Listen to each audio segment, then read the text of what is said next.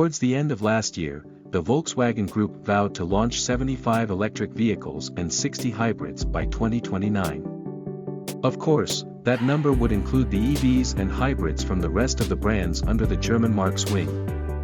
That announcement came with the introduction of the production-spec ID.1 hatchback, the first of the VW ID electric range. In light of the cancelled Geneva Motor Show this year, VW then revealed the official name of its ID crossover, the ID.4. But VW seems to be relentless in pursuing its vision to launch the promised number of EVs at its timeline. According to a report by Car Magazine UK, the smallest and entry-level of the ID range will be called the ID.1, and will have the same minute footprint as the VW EI. For easy maneuverability within the city, Car Magazine UK also reported that ID.1 spin-offs are underway, such as an ID.1 Cross and Irums van. Of course, the ID.1 electric city car will be underpinned by the Versatile.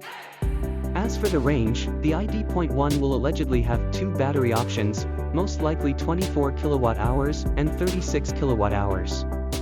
The bigger battery pack will reportedly have 185 miles of range or 298 kilometers.